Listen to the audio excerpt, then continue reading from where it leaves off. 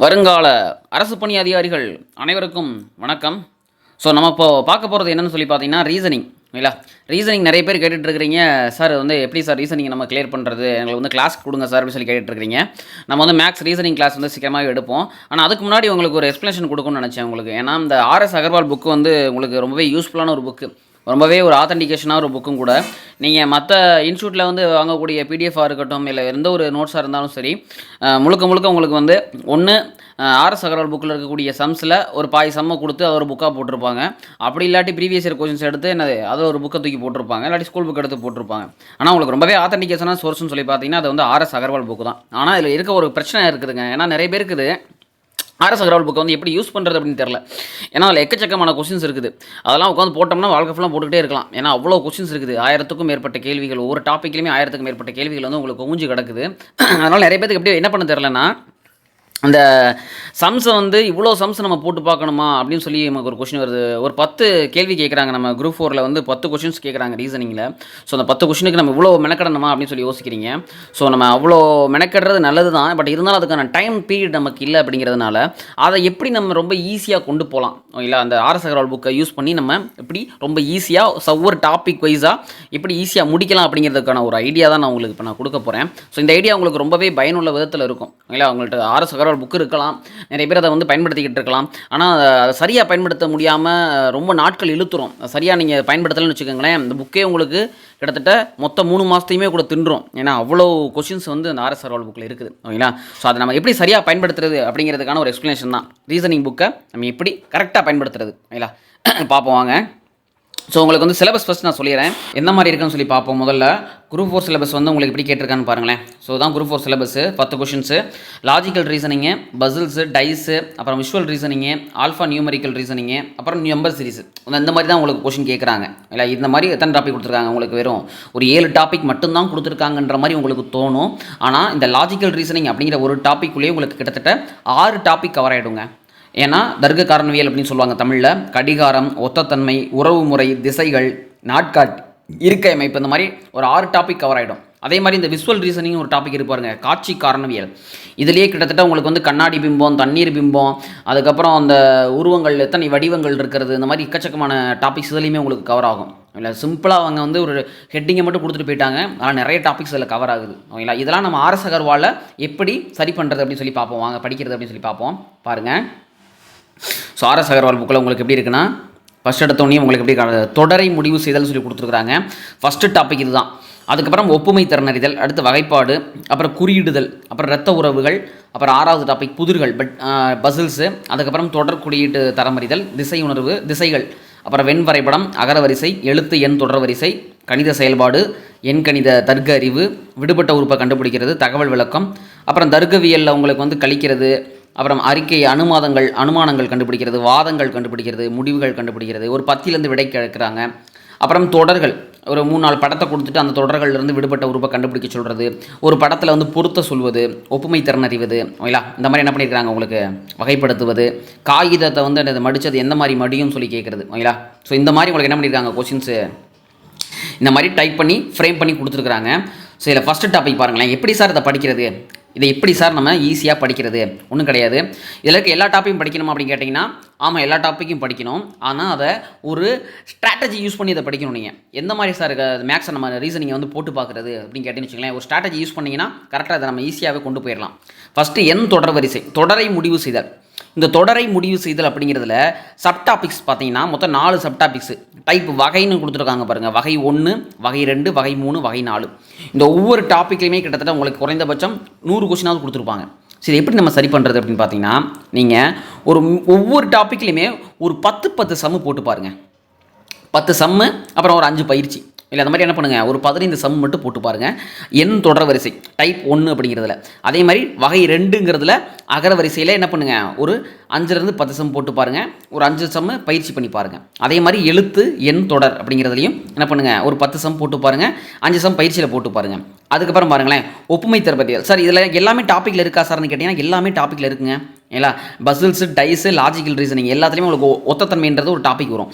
இந்த ஒத்தத்தன்மை அப்படிங்கிறதே பார்த்தீங்கன்னா உங்களுக்கு ஒப்புமை திறனறிதல், வகைப்பாடு, இல்லை இது ரெண்டுமே உங்களுக்கு ஒத்தத்தன்மை தான். ஒரே மாதிரியான இருக்கக்கூடிய சப் டாபிக்ஸ் தான் ரெண்டுமே, ஒப்புமை திறன் ரீதியாக இருக்கட்டும், வகைப்பாடாக இருக்கட்டும். உள்ளுக்கு பார்த்தீங்கன்னா உங்களுக்கு டைப் வகைன்னு சொல்லி கொடுத்து ஒரு 3 வகை கொடுத்துருக்காங்க, வகைப்பாடில் வகைன்னு சொல்லி கொடுத்து ஒரு 5 வகை, சப் டாபிக்ஸ் எல்லாமே ஒரு பெரிய ஹெட்டிங்கில் இந்தந்த மாதிரியெல்லாம் டைப்பில் கொஷின் கேட்குறாங்கன்னு சொல்லி கொடுத்துருக்காங்க இல்லையா. ஸோ ஒப்புமை திறன் ரீதியில் உங்களுக்கு ஒரு 3 டாபிக்ஸ் கொடுத்துருக்காங்க. இதுலேயுமே நீங்கள் என்ன பண்ணணும்னா ஒவ்வொரு சப் டாப்பிக்லையுமே கிட்டத்தட்ட 100 கொஸ்டின் கொடுத்துருப்பாங்க. நீங்கள் எல்லாத்தையும் எடுத்து போட்டுக்கிட்டு இருந்தீங்கன்னா உங்களுக்கு டைம் பத்தாதுங்க, 3 மாதம் முடிஞ்சு போயிடும். அதனால் ஒரு 10 கொஸ்டின் எடுங்க இல்லை. உதாரணத்துக்கு நான் சொல்லணும்னா பொறுங்களேன், முதல் டாபிக் எடுக்கிறேன் பொறுங்களேன். ஃபஸ்ட் டாபிக் உங்களுக்கு நான் எக்ஸ்பிளேஷன் பண்ணி காமிக்கிறேன். இங்கே பாருங்கள். ஸோ இதுதான் வந்து எண் தொடர் வரிசை விடுபட்ட உறுப்பை கண்டுபிடிக்கிறது இல்லை. ஸோ இந்த மாதிரி மொதல் சம் இருக்குதுங்களா, மொதல் சம்மை நீங்களாக ட்ரை பண்ணி பாருங்கள். இப்போ பாருங்கள், 1 6 15 ஊடா ஒரு கேப் விட்டுட்டாங்க, அடுத்து 45, அடுத்து 66, அடுத்து 91 இல்லை, இப்படி ஆரம்பிக்குதா. இந்த மாதிரி விடுபட்ட உறுப்பை கண்டுபிடிங்க அப்படின்னு சொல்லி ஒரு கொஷின் கொடுத்துட்டாங்க அப்படின்னாலே எடுத்தவனையுமே எந்த ஒரு லாஜிக்கல் ரீசனிங்கை பொறுத்த வரைக்கும் நீங்கள் எடுத்தவொடனே நீங்களாக ட்ரை பண்ணி பார்க்கணும். ஒரு 5 10 நிமிஷம் ட்ரை பண்ணி பாருங்கள். வரலன்ற பட்சத்துக்கு நீங்கள் ஆன்சரை பார்க்கணும். ஓகேங்களா. ஃபஸ்ட்டு 1க்கும் 6க்கும் எவ்வளோ இந்த மாதிரி விடுபட்ட உறுப்பை கண்டுபிடிக்க சொல்லிட்டாங்க அப்படின்னா வரிசையாக எல்லா நம்பரையும் பாருங்கள். ஒரு நம்பருக்கும் அடுத்த நம்பருக்கும் எவ்வளவு கேப்பு, எவ்வளவு நம்பர் கேப் இருக்குன்னு பார்க்கணும். இப்போ பாருங்கள், 1 6 ரெண்டுத்துக்கும் 5ன்ற கேப் இருக்குது. அடுத்து 6க்கும் 15க்கும் எவ்வளோ கேப் இருக்குது, 9ங்கிற கேப் இருக்குது. அடுத்து பாருங்களேன், 15க்கு அப்புறம் நம்பர் இல்லை. அப்புறம் 45க்கும் 66க்கும் எவ்வளவு கேப் இருக்குதுன்னு சொல்லி பார்க்கணும். இல்லை அதில் வந்து எவ்வளோ கேப் இருக்குதுன்னு சொல்லி பார்த்தீங்கன்னா உங்களுக்கு 21 கேப் இருக்குது. ஓகேங்களா. ஸோ ஆல்ரெடி அதுக்கப்புறம் 66க்கும் 91க்கும் உங்களுக்கு பார்த்தீங்கன்னா எவ்வளோ கேப் இருக்குன்னா 25 கேப் இருக்குது. ஓகேங்களா. ஸோ அப்போ எவ்வளோ கேப் இருக்குன்ற ஃபஸ்ட்டு பாருங்கள். 1க்கும் 6க்கும் 5, அடுத்து 9, 5 9, அதுக்கப்புறம் எங்கே ஸ்டார்ட் ஆகுது உங்களுக்கு 5 9க்கு அப்புறமா உங்களுக்கு ஸ்டார்ட் ஆகக்கூடியது பார்த்தீங்கன்னா உங்களுக்கு 21, அடுத்து 25. ஸோ இந்த 5க்கும் 9க்கு எவ்வளோ கேப் இருக்குன்னு பாருங்களேன், 4 தான் கேப் இருக்குது. அதே மாதிரி 21க்கும் 25க்கும் 4 தான் கேப் இருக்குது. அப்புறம் எல்லா நம்பருமே 4 கேப்பில் தான் கூட்டிகிட்டே இருக்குது, 4 நம்பர் தான் கூடுது. ஸோ அப்போ 5க்கு அப்புறம் 9, அப்போ 9க்கு அப்புறம் 4 நம்பர் கூட்டிங்கன்னா 13 சரிங்களா. அப்போ 13 கூட்டிக்கணும், 13 கூட்டினீங்கன்னா 15க்கு அப்புறம் 28ன்னு வருது. சரிங்களா. ஸோ இந்த மாதிரி நீங்கள் என்ன பண்ணணும்னா ஒரு சம்மை நீங்களாக ட்ரை பண்ணி பார்க்கணும். ஃபஸ்ட்டு விடுபட்ட தொடரை கண்டுபிடிங்கன்னு சொல்லி கேட்டாலே ஃபஸ்ட்டு நீங்கள் பார்க்க வேண்டியது எவ்வளவு கேப் இருக்குது இல்லை, ஒரு நம்பருக்கும் இன்னொரு நம்பருக்கும் ஃபஸ்ட்டு எவ்வளோ கேப் இருக்குன்னு பார்க்கணும். இல்லை அதை வச்சு தான் நீங்கள் அடுத்த சம் முடிவு பண்ணணும். இந்த மாதிரி நம்ம சம்மு நிறைய நடத்தணும்னு நீங்கள் ஆசைப்பட்டீங்கன்னா நம்ம என்ன பண்ணுவோம், தனியாக நம்ம என்ன பண்ணுவோம், ரீசனிங்கு தனியாக ஒரு 10 சம் மாதிரி என்ன பண்ணுவோம், நம்மளே நடத்தி கொண்டு போவோம். ஃபஸ்ட்டு நான் உங்களுக்கு எப்படி ரீசனிங் புக்கை யூஸ் பண்ணுறது அப்படிங்கிறத நான் ஃபஸ்ட்டு சொல்கிறேன். ஓகேங்களா. ஸோ இந்த மாதிரி ஒரு 5 சம்மை போட்டு பார்த்துட்டிங்களா, அடுத்து பயிற்சிக்கு போயிருங்க. பயிற்சி கணக்குகள் தான் இருக்குது பாருங்கள். பயிற்சி கணக்குகள் உங்களுக்கு கொடுத்துருப்பாங்க. பயிற்சி கணக்குகளுக்கான விடைகளும் உங்களுக்கு கீழே கொடுத்துருப்பாங்க. இந்த மாதிரி கொடுத்துருவாங்க பாருங்கள். 1 9 25 49 கொடுத்துருக்காங்க. ஸோ இதெல்லாம் பாருங்களேன், அப்படியே ஏதோ ஸ்கொயர்டு சீரிஸ் மாதிரி இருக்குது பாருங்கள். 1 ஸ்கொயர்டு 1 இல்லை, அடுத்து 3 ஸ்கொயர்டு 9, அடுத்து 5 ஸ்கொயர்டு 25. ஸோ 1 3 5 7 9 இந்த மாதிரி ஒற்றைப்படை எண்களில் உங்களுக்கு ஸ்கொயர்டில் போய்கிட்டு இருக்குது. ஸோ 1 ஸ்கொயர் பண்ணால் 9, 3 ஸ்கொயர் பண்ணால் 5, அடுத்து 5 7 ஸ்கொயர் பண்ணால் 49, அடுத்து என்னது 9 ஸ்கொயர் பண்ணால் 81. ஆன்சர் வந்து 81. இந்த மாதிரி நீங்கள் என்ன பண்ணணும், கொஞ்சம் கொஞ்சமாக ப்ராக்டிஸ் பண்ணி நீங்களாக ட்ரை பண்ணி பார்க்கணும். அதுக்கப்புறமா நீங்கள் என்ன பண்ணணும், தெரிலன்ற பட்சத்துக்கு ஆன்சரை பார்க்கணும். இதெல்லாம் நீங்கள் ப்ராக்டிஸ் பண்ண உங்களுக்கு வந்துவிடும். இந்த மாதிரி ஒவ்வொரு டாப்பிக்குமே 5 கணக்குன்ற மாதிரி. இல்லை ஃபஸ்ட் டாபிக் முடிஞ்சிருச்சுங்களா, அடுத்து என்ன பண்ணிடணும், இங்கே பாருங்கள் உங்களுக்கு பயிற்சி கணக்கே எக்கச்சக்கமாக கொடுத்துருப்பாங்க. நீங்கள் பயிற்சியில் போய் மாட்டிக்கிறாதீங்க. ஒரு 5 கணக்கு பயிற்சியில் போட்டு பாருங்கள் போதும். உங்களுக்கு பயிற்சி தான் அதிகமாக கொடுத்துருப்பாங்க, எடுத்துக்காட்டு கம்மியாக தான் கொடுத்துருப்பாங்க. ஓகேங்களா. அடுத்து வகை 2 வந்துட்டாங்க பாருங்கள். வகை 1 டைப் 1 முடிஞ்சிருச்சுங்களா, அடுத்து டைப் 2. அதே விடுபட்ட எண்கள்லேயே உங்களுக்கு நம்ம இது ஆல்ஃபபெட்டிக்கல் சீரிஸ் கொடுத்து உங்களுக்கு விடுபட்ட சீரிஸ் கேட்குறாங்க. இல்லை ACB பாருங்கள், எல்லாத்துக்கும் ஒரு முதல்ல ஏக்கு அப்புறம் C வந்துருக்கு, அப்போ B மட்டும் காணாம், அப்புறம் Cக்கு அப்புறம் F வந்துருக்கு, DE 2 எழுத்து காணாம், முதல்ல ஒரே ஒரு எழுத்து B காணாம், அப்புறம் 2 எழுத்தை காணாம், அப்புறம் 3 எழுத்தை காணாம், அப்புறம் 4 எழுத்தை காணாம். இப்படி தான் போகுதுன்றதை நீங்கள் அசியூம் பண்ணிக்கணும். ஸோ இது மூலமாக நீங்கள் கண்டுபிடிக்கலாம். இந்த மாதிரி ஒவ்வொரு சப் டாப்பிக்கும் 5 சம்மு இல்லை, 5 சம்மு 5 பயிற்சி. உங்களுக்கு பயிற்சி தாங்க நிறைய கொடுத்துருப்பாங்க. நீங்கள் அதில் போய் மாட்டிக்கிட்டிங்கன்னா நேரத்தை ரொம்ப இழுத்துரும். ஓகேங்களா. முதல்ல நமக்கு எல்லா டாப்பிக்கும் முதல்ல கவர் பண்ணணும், அதான் முக்கியம். இந்த மாதிரி நீங்கள் படிச்சிங்க அப்படின்னா எல்லா டாப்பிக்குமே உங்களால் என்ன பண்ண முடியும், கண்டிப்பாக குறைஞ்சபட்சம் ஒரு 1.5 மாதத்தில் உங்களால் முடிக்க முடியும். குறைஞ்சபட்சம் என்ன பண்ண முடியும், ஒரு நாளைக்கு ஒரு 3 மணி நேரம் மாதிரி போட்டு பார்த்தீங்கன்னா ஒரு 15லேருந்து 20 நாளைக்குள்ளே எல்லா டாப்பிக்கையும் போட்டு பார்த்துடலாம். இது போக என்ன இருக்கும்னா ப்ரீவியஸ் இயர் கொஷின்ஸ், இதை நீங்கள் போட்டு பார்த்தீங்கன்னா ஒரு 15 நாள் ஆகும். ஸோ டோட்டலாக ஒரு மாதத்துலேயே என்ன பண்ண முடியும், உங்களால் எல்லா டாப்பியும் கவர் பண்ண முடியும். இது போக நீங்கள் மேக்ஸுக்கு ஃபார்முலாஸ் படிச்சிங்க அப்படின்னா அதையும் கவர் பண்ணிடலாம். ஓகேங்களா. ஸோ ரீசனிங்க்கு ரொம்ப அதிகமாக நீங்கள் முக்கியத்துவம் கொடுத்து பார்க்கணும், ரொம்பவே முக்கியம். ஓகேங்களா. இல்லை எல்லா டாப்பிக்கும் படிக்கணுமா சார், எல்லாமே சிலபஸில் இருக்கா சார்னா கண்டிப்பாக எல்லாமே சிலபஸில் இருக்குங்க. ரீசனிங் புக்கில் உங்களுக்கு வந்து இந்த தர்க்க கழித்தல்னு ஒரு டாபிக் இருக்கும். இதில் இங்கே பாருங்கள், தருக்க வெண்பரப்படம், அப்புறம் வந்து மாற்று குறியீடுகள், குறியிடுதல், கணக்கிடுதல், இந்த மாதிரி ஒவ்வொரு கீழையும் சப் டாபிக் கொடுத்துருப்பாங்க. தருக்க கழித்தல்னு ஒரு டாபிக் இருக்குது பாருங்க. இல்லை இது எதில் சார் வருதுன்னா லாஜிக்கல் ரீசனிங் கீழே உங்களுக்கு கொண்டு வந்துருவாங்க. ஏன்னா தருகன்ற வார்த்தை வரதுனால.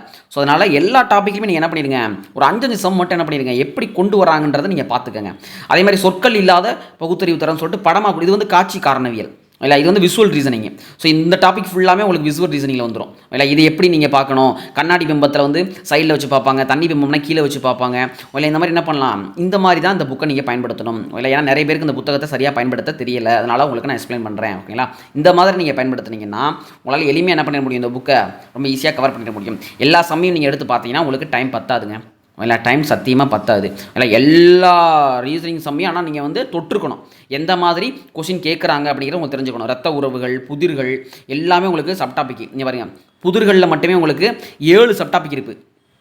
குடும்பம் சார்ந்த புதிர்கள் என்ன, ஒப்பீட்டு வகை கேள்விகள் என்னன்னு சொல்லி குழப்பமான கணக்குகள் மொத்தம் 7 சப்டாபிக் இருக்குது. 7 சப்டாப்பிக்லையுமே நீங்கள் என்ன பண்ணணும், குறைந்தபட்சம் 5 சம்ம நீங்கள் போட்டு பார்த்தா தான் இந்த புக்கை உங்களால் முடிக்க முடியும். இல்லைங்களா, ஸோ இதுதான் உங்கள்கிட்ட சொல்லணும்னு நினச்சேன். இதுக்கப்புறமா நம்ம ரீசனிங்கில் வந்து நிறைய பேர் கிளாஸ் கேட்டுட்டு இருக்கிறீங்க. ரொம்ப சீக்கிரமாகவே ரீசனிங் கிளாஸ் எடுப்போம். ஸோ உங்களுக்கு ரீசனிங் கிளாஸ் வேணும்னா நம்ம சேனலுக்கு முதல்ல ஒரு லைக் பண்ணிடுங்க. கீழே நம்ம டெலிகிராம் சேனல் லிங்க் இருக்குது, அதில் போய் ஜாயின் பண்ணிக்கோங்க. சீக்கிரமாக நம்ம ரீசனிங் கிளாஸ் எடுக்க ஆரம்பிப்போம். இந்த வீடியோ உங்களுக்கு பயனுள்ளதாக இருந்துச்சு அப்படின்னா அதை நீங்கள் என்ன பண்ணுங்கள், கமெண்ட்டில் சொல்லுங்கள்.